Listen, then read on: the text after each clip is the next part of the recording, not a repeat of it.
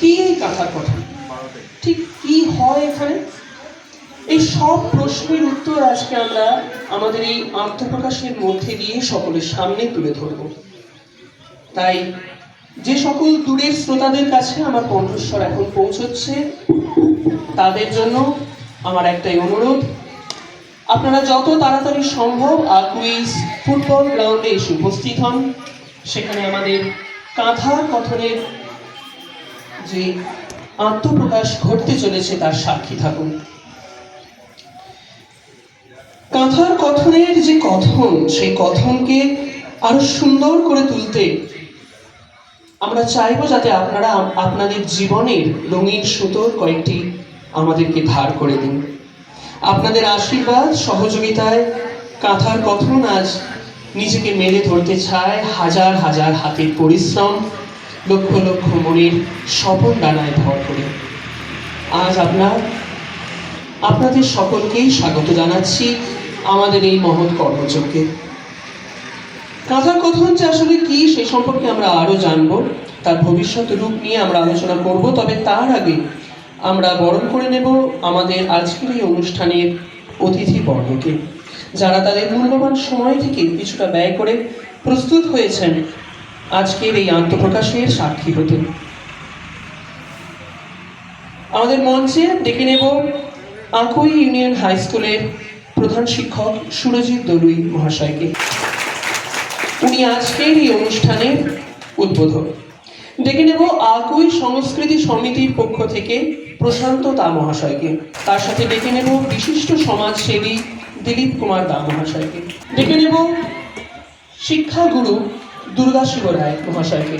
এরই সাথে আজকে আমাদের মঞ্চ আলো করছেন ছোট গোবিন্দপুর এশিয়ান পাঁজা হাই স্কুলের শিক্ষক গৌতম দা মহাশয়।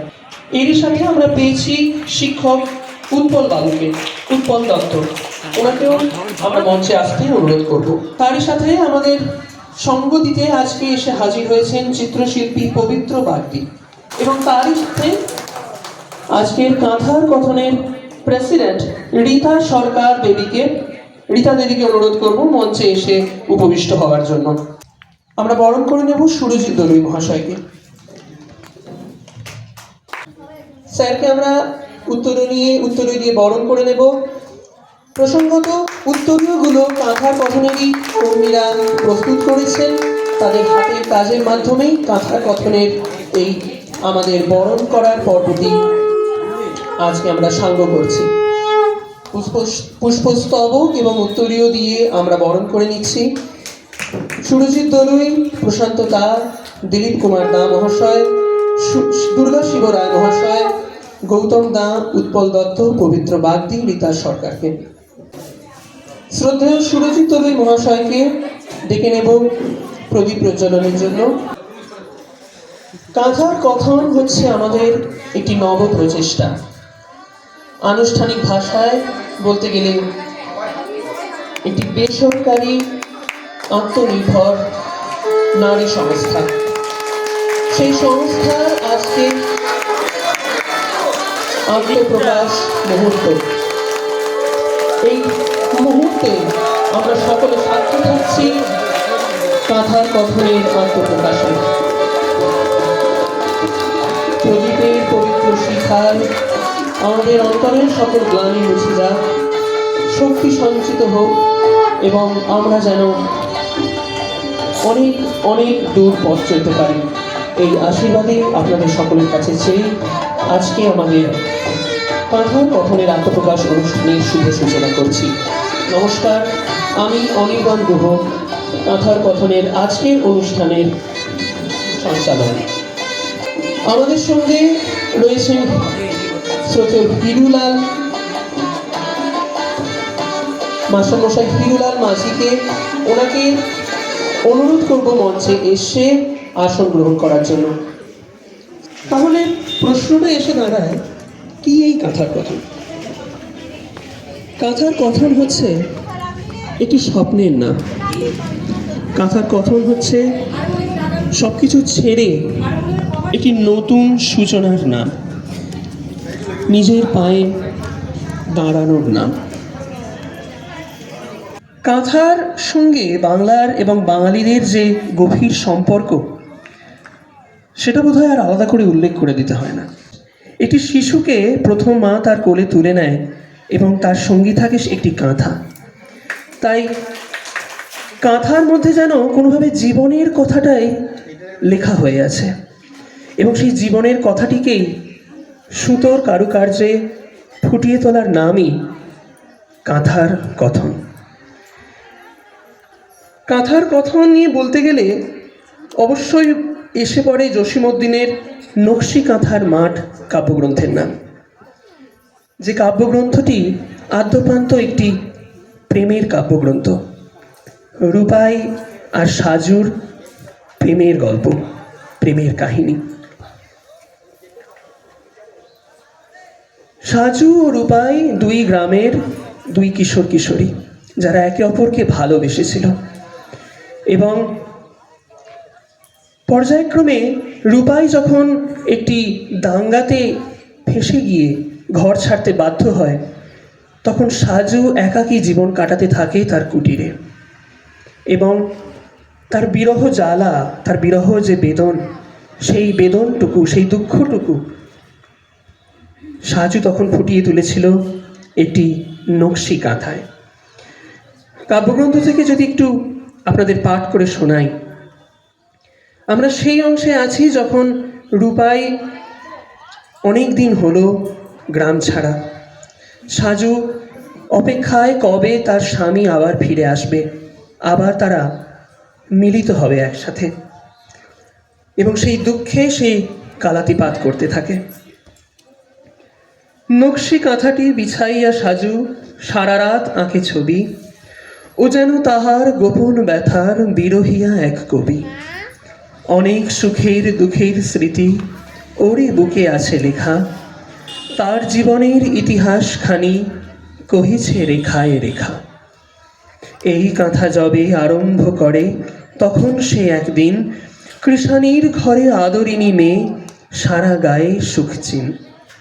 স্বামী বসে তার বাঁশি বাজাইছে, সিলাই করেছে সেজে, গুনগুন করে গান কভু রাঙা, ঠোঁটেতে উঠেছে বেজে। সেই কাঁথা আজও মেলিয়াছে সাজু, যদিও সেদিন নাই, সোনার স্বপন আজিকে তাহার পুড়িয়া হয়েছে চাই।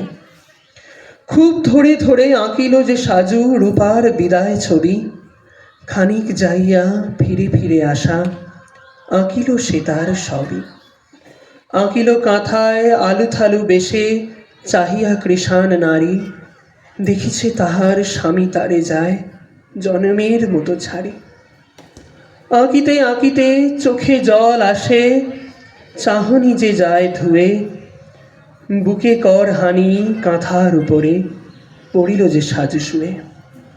যে দুঃখের কথা, যে বিরহের কথা, যে বেদনার কথা কাঁথায় ফুটিয়ে তুলেছিল সাজু, সেই নকশি কাঁথারই ঐতিহ্য বহন করে আজকে আরও একবার আপনাদের সামনে আত্মপ্রকাশ করছে আমাদের কাঁথার কথন সংস্থাটি।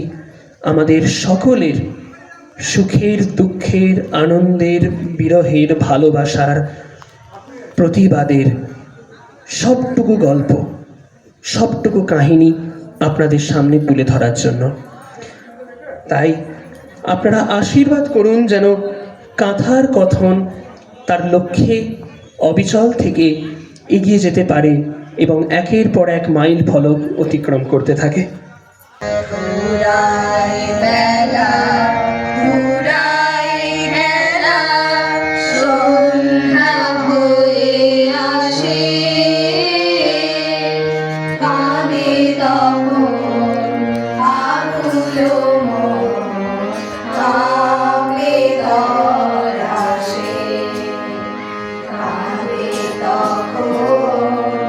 আগুলো মন,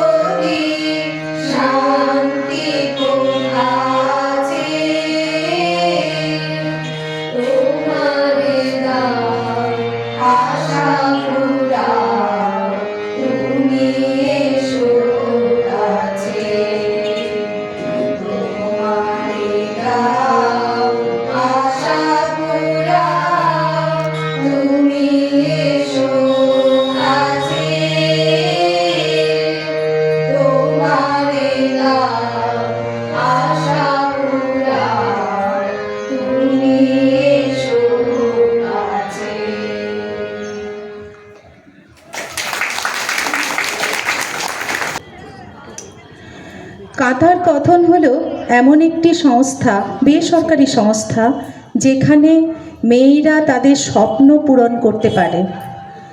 মেয়েরা তাদের স্বপ্ন পূরণ করতে পারে, বাঁচার রসদ খুঁজে পায়। এই কাঁথার কথন সৃষ্টির একটু পূর্ব কথা আমি না বললেই নয়। আজকে আমরা কয়েকজন মিলে প্রথম আমরা অনুভব করি যে মেয়েদের মন খুলে বাঁচতে হবে, আর যে আমাদের হাতের মুঠোফোন, সেই মুঠোফোনে আমরা যেন কোথায় হারিয়ে যাচ্ছি। অবসর সময়ে আমরা সেই মুঠোফোনে নিমজ্জিত হয়ে যাচ্ছি। এখান থেকে আমাদেরকে বাঁচতে হবে এবং আমাদের নিজেদের মনের খোরাক নিজেদেরকেই তৈরি করতে হবে। আমরা তো অনেক কিছু পারি। আমরা পারি বুনতে, স্বপ্ন বুনতে, কাঁথা বুনতে। আমরা পারি বাচ্চাদের লালন পালন করতে। আমরা পারি ভালো মন্দ রান্না করে পরিবার এবং অতিথিবর্গকে সেবা দিতে। তো এইগুলোকে যদি আমরা হাতিয়ার করি তাহলে আমরা কেন পারবো না? শুধু দরকার একসঙ্গে জোটবদ্ধ হওয়া। তার জন্য দরকার একটি সংস্থা। সেই জন্যই আমার এই কাঁথার কথন সংস্থার সৃষ্টি। এই কাঁথার কথন সৃষ্টির পরে আমরা আসি আমাদের একসঙ্গে সমবেত হওয়ার লড়াইটা। আমরা বিভিন্ন জায়গায় যাই এবং আমরা সবাইকে অনুরোধ করতে থাকি যে তোমরা যা যা পারো সেটা এসো, এখানে আমাদের সঙ্গে একসঙ্গে হও। সেখানে আমরা এখন 25 জন এসেছি, একসঙ্গে জমায়েত হয়েছি, একসঙ্গে এসে কাজ করি। আমাদের প্রত্যেক শনিবার 3টে থেকে এবং মঙ্গলবার 4:30 থেকে আমাদের ক্লাস করানো হয় এবং এখানে ক্লাস করার জন্য 16 আনার বিনিময়ে এরা শিখতে পারবে।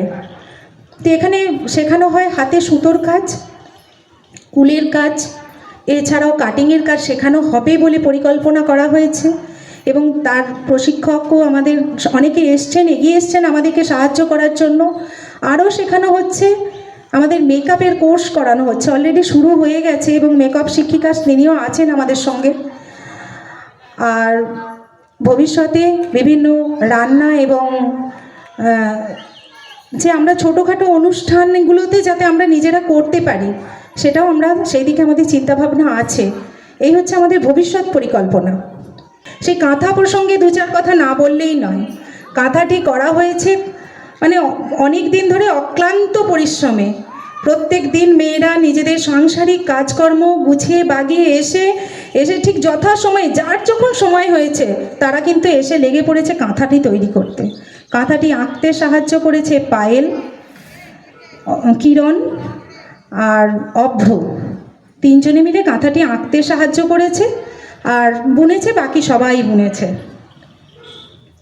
তো কাঁথাটির একটি নাম দেওয়া হয়েছে, কাঁথাটির নাম হচ্ছে চিত্রাঙ্গদা।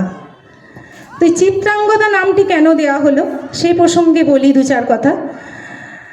দেখুন, কাঁথাটিতে আছে, প্রথমে দেখানো হয়েছে দ্রৌপদীর বস্ত্রহরণ, সীতার অগ্নি পরীক্ষা, শকুন্তলাকে অভিসম্পাত করছেন, আর রাধা বিলাপ করছেন কৃষ্ণর জন্য।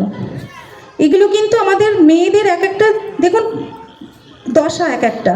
আমরা মেয়েরাই কিন্তু আজকে ধর্ষিতা হচ্ছি, আমাদের মেয়েদেরকেই সতীত্বের পরীক্ষা দিতে হচ্ছে, অগ্নি পরীক্ষা। আমাদের মেয়েদেরকেই কিন্তু অভিসম্পাত করা হচ্ছে এবং মেয়েরাই কিন্তু বিলাপ করছে কৃষ্ণের জন্য। তো এইগুলো আমরা কেউ হতে চাই না, আমরা চিত্রাঙ্গদা হতে চাই। নহি দেবী নহি সামান্যা নারী। আমি চিত্রাঙ্গদা, রাজেন্দ্র নন্দিনী। হয়তো পড়িবে মনে সেই একদিন, সেই সরোবর তীরে শিবালয়ে দেখা হয়েছিল এক নারী। বহু আবরণে ভারাক্রান্ত করি তার রূপহীন তনু। কি জানি কি বলেছিল নির্লজ্জ মুখরা, পুরুষেরই করেছিল পুরুষ প্রথায় আরাধনা। প্রত্যাখ্যান করেছিলে তারে, ভালোই করেছ। সামান্য সে নারী রূপে গ্রহণ করিতে যদি তারে, অনুতাপ বিধিত তাহার বুকে আমরণ কাল। প্রভু, আমি সেই নারী, তবু আমি সেই নারী নহি যে সে আমার হীন ছদ্মবেশ। তারপরে পেরেছিল পেয়েছেন বসন্তের বরে বর্ষাকাল অপরূপ রূপ, দিয়েছেন শান্ত করি বীরের হৃদয় ছলনার তারে। সেও আমি নহি, আমি চিত্রাঙ্গদা, দেবী নহি, নহি আমি সামান্য নারী। আমাদের যার যেটুকু সম্মান, প্রাপ্ত সম্মান, আমরা শুধু সেইটুকু চাই, এর বেশি আমরা কিছু চাই না।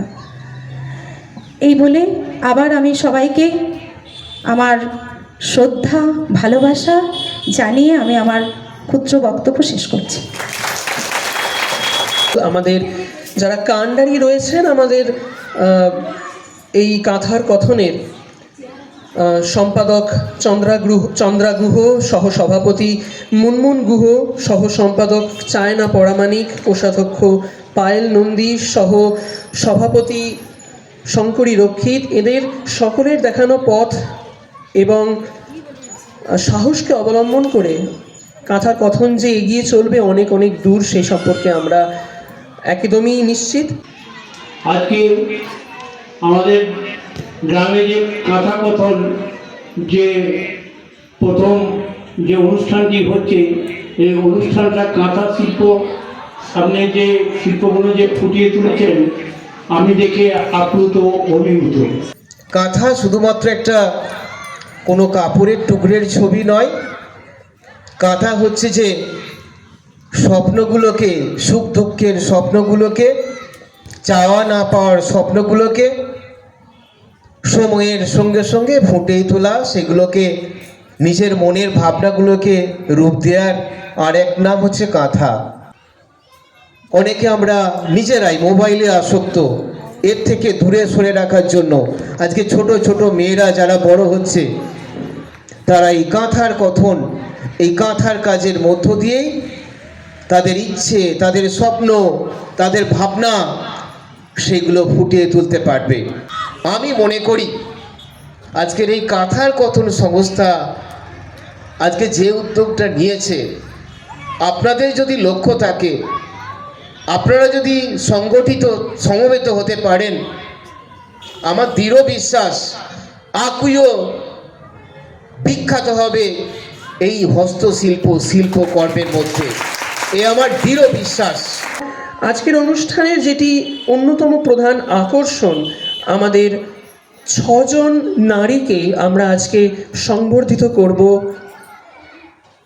চিত্রাঙ্গদা সম্মান দিয়ে। সেই 6 জন নারী যারা নিজেদের কর্মযজ্ঞে অবিচল থেকে আজকে সমাজে প্রতিষ্ঠিত, সুপ্রতিষ্ঠিত।